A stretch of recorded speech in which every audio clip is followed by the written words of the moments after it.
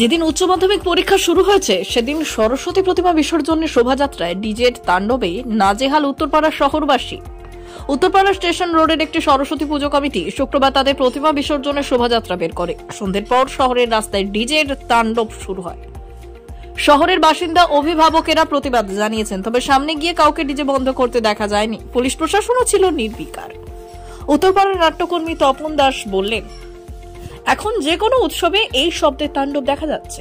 ভীষণভাবে বেদনা দেয় এই শব্দের তাণ্ডব। শাসক দলের ছেলেমেয়েরা যেভাবে উচ্ছ্বাস ডিজে বাজিয়ে করছে আজকে, তার জন্য কি মানে পুলিশ প্রশাসন চুপ? যেহেতু শাসক দলের, আজকে যে কোনো বিরোধী বা সাধারণ কোনো মানুষ করতো তাদের অ্যারেস্ট করতো।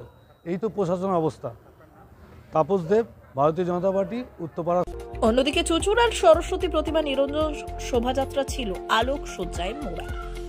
কোনো সাউন্ড বক্স বা মাইক ব্যবহার করা হয়নি। হুগলি চুঁচুড়া সরস্বতী কেন্দ্রীয় পুজো কমিটির 28টি প্রতিমা শোভাযাত্রা সহকারে ব্যান্ডেল থেকে চুঁচুড়া প্রদক্ষিণ করে।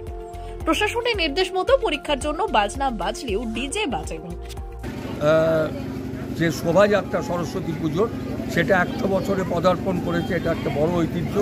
এখানে শিল্প এবং নৈপুণ্য আমরা দেখে থাকি এবং সেই অনুষ্ঠান আমাদের মাননীয় এসডিও ম্যাডাম নীতা শুক্লা সান্যাল উনি এসছেন এবং এখানে আমাদের জয়দেব অধিকারী, সিআইসি হেলথ, আমাদের ঝন্টু বিশ্বাস, পৌরসভা সবাই আছেন এবং সুষ্ঠুভাবে যাতে হয়। এবং যেহেতু উচ্চ মাধ্যমিক পরীক্ষা চলছে সেহেতু একদম ভীষণভাবে আমরা শব্দবিধি মেনে এই অনুষ্ঠান পরিচালনা করছি। কোনোভাবেই শব্দবিধি আমরা অমান্য করছি না এবং সেটা মেনেই আমরা কিন্তু এই শোভাযাত্রা করছি। আমরা হ্যান্ডমাইকে এটা করছি, কোনো অসুবিধা হচ্ছে না। সবাই জানেন এটা। কতগুলো আপনার ঠাকুর? 28টা প্রতিমা এখানে আসছে। চুঁচো থেকে 4টে আসছে এই অঞ্চলে। কটি বিভাগে বিভক্ত করা হবে? 3টি বিভাগ পদ্ধতি চলছে সারা এই অঞ্চলের ভেতরে। আমার মনে হয় সুষ্ঠুভাবে সবটাই সম্ভব। প্রশাসনিক সম্পূর্ণ সহযোগিতা আজ আপনারা দেখছেন, পুলিশ থেকে আরম্ভ করে সব কিছু সহযোগিতা আমরা পাচ্ছি।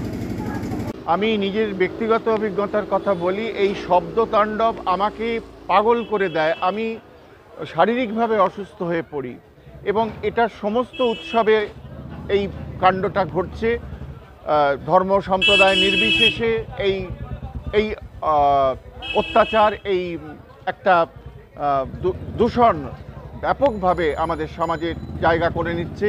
ঠিক এই কথাটাই বলতে চাইছি যে উচ্চ মাধ্যমিক পরীক্ষা চলছে, সেখানেও এই ডিজে বক্সের এই রকম মানে সাড়ম্বর ব্যবহার, এটা আমাদের জনজীবনকে এবং ছাত্রছাত্রীদেরকে একেবারে মানে সর্বনাশের দিকে ঠেলে দিচ্ছে এবং এটা খুব দ্রুত এর নিষিদ্ধ হওয়া দরকার। শুধু আইনত নয়, একবারে কার্যকরী ক্ষেত্রে এটা বন্ধ করা দরকার এবং পুলিশ প্রশাসনকে অবশ্যই এটা একেবারে জোর মানে তাদের সমস্ত শক্তি দিয়ে এটাকে নিবারণ করতে হবে বলে আমার ধারণা। কোনো জায়গায় প্রশাসনিক উদাসীনতা লক্ষ্য করছেন? এই ব্যাপকভাবে আমরা পুলিশকে জানিয়ে দেখেছি যে কার্যকরী পদক্ষেপ তারা করছেন না এবং ফলে যারা এই কাণ্ডটা করেন তাদের দুঃসাহসও লাগামহীন হয়ে যাচ্ছে, মাত্রা ছাড়া হয়ে যাচ্ছে। এই ঘটনা কি পুলিশকে আপনারা জানিয়েছেন?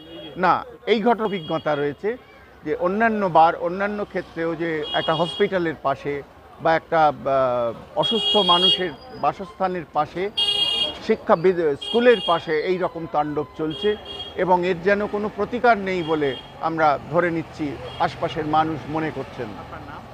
আমার নাম তপন দাস, আমি উত্তরপাড়ার মৃত্তিকা নাট্য দলের সঙ্গে যুক্ত, আমি একজন নাট্যকর্মী।